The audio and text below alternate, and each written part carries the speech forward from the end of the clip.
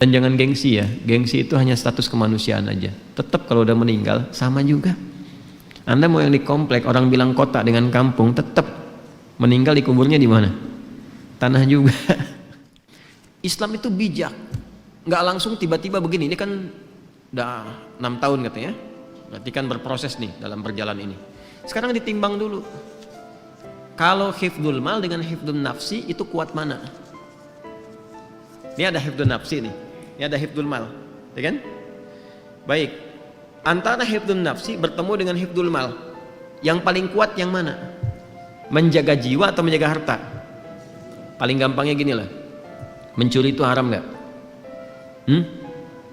Apa? Haram ya. Kata orang semua mencuri itu haram kecuali mencuri hati anak bapak mertua dia. Dengan cara yang dibenarkan. Baik, semua mencuri itu haram, nggak boleh. Gimana kalau ada orang lapar, sangat lapar, yang jika dia tidak mengonsumsi sesuatu, resiko kepada jiwanya.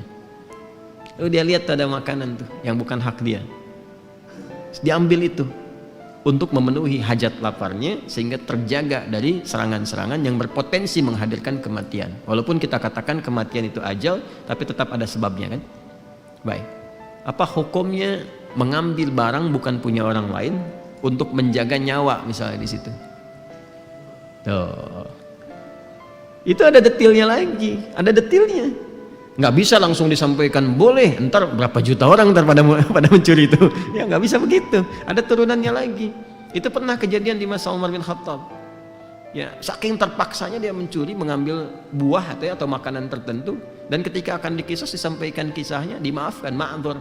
Ya, malah balik mengevaluasi, nangis itu luar biasa nih presiden nangis kan. Takut dihisab sama Allah karena ada satu rakyatnya yang kelaparan. Saking takutnya gitu. Ya, sampai kan terkenal kalimat Umar itu, kalaupun ada kambing di satu wilayah terpencil di bagian kekuasaan yang aku pegang, kemudian kakinya terpeleset aku nggak tahu, itu diistighfarin sama Umar. Karena khawatir ketika kambing itu mati, nggak bisa dikonsumsi sama yang punyanya dan menjadikan dia kelaparan. Itu sampai ke situ mikirnya. Ya, itu menurut saya sejarah Umar tuh patut ditiru. Anda kalau mau jadi pemimpin tuh keluarkan tuh fikihnya Umar itu, dan itu akan luar biasa tuh, luar biasa dahsyatnya. Nah, ini yang saya maksudkan. Kenapa saya ilustrasikan itu dulu untuk menarik ke sini. Anda kalau berhenti di sini saat ini, masuk kategori darurat nggak gitu? Ya, kalau diputus nih, putus misalnya, dah selesai. Itu mengganggu kebutuhan primer yang sedang berjalan nggak selama ini? Yang menunjang aspek berkehidupan. Tinggalnya di mana kalau langsung diputusin? Ada tempat bernaung nggak? Nggak boleh ujuk-ujuk begini, tinggalin tuh. Tiba-tiba nanti nggak ada penopang sementara waktu pada saat itu yang disiapkan dan menjadikan kemudian lebih sulit dari sebelumnya sehingga mengganggu keberhidupan. Ini konstruksi ini nggak disampaikan sama beberapa penceramah yang menyampaikan dengan jawaban dari pertanyaan serupa.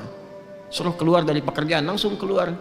Jualan pecel lele, pecel ayam atau yang lainnya. Tiba-tiba kegiatannya habis, nggak ada jembatan, malah lebih rusak daripada sebelumnya. Ujung-ujung syariat ditinggalkan, nggak percaya lagi pada Islam. Ada yang begitu. Ada. Saya pernah menangani kasus limpahan. Kasus limpahan. Ini fatwa yang langsung dikatakan keluar, nggak boleh, haram, riba, keluarnya. Begitu keluar apa yang terjadi? Dia mencoba jualan, gagal.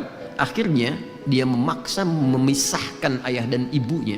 Ayah yang kena Parkinson, ya, dan sudah stroke, tidak dalam kesadaran tinggi, dipaksa menceraikan ibunya, ibu sambungnya, supaya dia menguasai warisannya.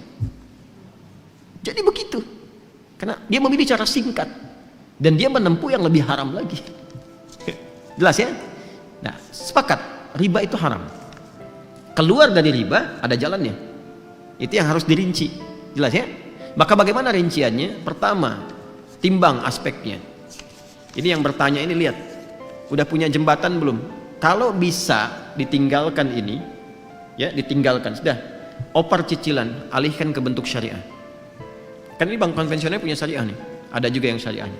Tanyakan dulu, ini solusi yang paling pertengahan. Ya, ambil, konversikan dari konvensional ke syariah. Nanti dinilai oleh syariah nih. Yang sudah berapa? Biasanya syariah itu akadnya langsung jual beli nanti. Ya, ini dinilai berapa asetnya, harganya berapa, cicilan yang ke banknya yang konvensional berapa, dilunasin oleh bank syariah. Nanti ada skema untuk penjualan. dari penjualan itu terjadi akad yang dibenarkan. Setelah akadnya terjadi, lanjutkan cicilan, itu jalan tengahnya. Jelas? Nah, lalu bagaimana status riba yang sebelumnya? Dengan ketidaktahuan, setelah itu tahu, Masya Allah, lanjutkan ayatnya. Ya, lanjutkan ayatnya. Yang ke kalimat, ya ayyuhalladzina amanu taqullaha wa dharu ma baqiya minar riba. Ada? Terus sampai ke bawah, sampai ada karangan falahu ma salafa wa amruhu ilallah. Ada ayatnya? Terus sampai ke bawah, terus sampai walahu ma salafa wa amruhu ilallah. Ada ayatnya? Baik, jika ada yang sudah terjebak kepada riba, kemudian dia mau berpaling, bertobat, yang sebelumnya karena tidak tahu, ketika dia putus itu, yang sebelumnya terampuni oleh Allah Subhanahu wa taala. Ma'dzur, diampuni.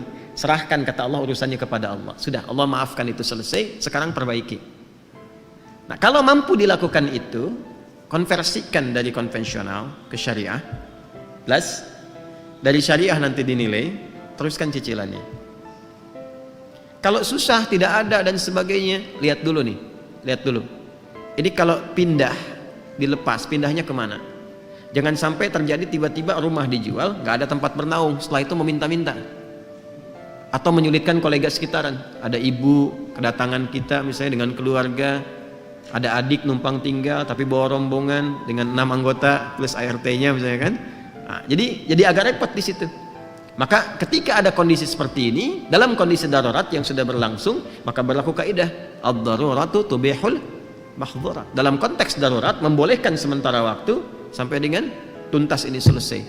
Tapi minta kemudian diakadkan supaya akadnya bisa diperbaiki. Flat.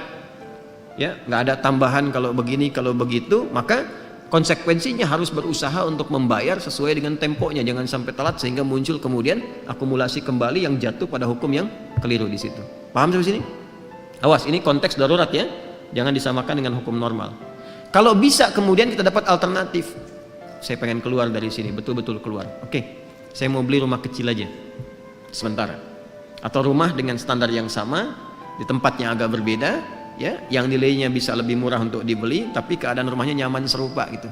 Dan cukup ketika dihitung, nih kalau dijual, alhamdulillah dapat yang ini, nikmat dijalani, bebas dari riba, dan bisa diputus di sini. Bisa disolusi. Kalau itu bisa dilakukan. Nanti janji Allah akan mengganti yang itu dengan yang berlipat lagi. Ya, paham ya? Nah, itu 3 bagian ini yang harus saya terangkan. Tinggal melihat ini yang bertanya kepada keadaan dirinya. Jelas ya? Jadi sekali lagi, timbang ke keadaan dirinya. Kalau sekiranya bisa dikonversikan kepada syariah lebih bagus. Kalau sifatnya kemudian darurat, maka diselesaikan apa yang harus menjadi kewajibannya ini, sambil banyak beristighfar kepada Allah Subhanahu wa taala dan mohon solusi kepada Allah, ya, dari sambil proses berjalan sehingga diberikan naungan-naungan pijakan yang kuat untuk segera meninggalkan itu. Kemudian yang ketiga, kalau ada tempat yang bisa digunakan untuk jadi alternatif, jadi pilihan lebih bagus, jalani itu. Dan jangan gengsi ya, gengsi itu hanya status kemanusiaan aja. Tetap kalau udah meninggal sama juga. Anda mau yang di komplek, orang bilang kota dengan kampung, tetap meninggal dikuburnya di mana? Tanah juga. Jelas ya?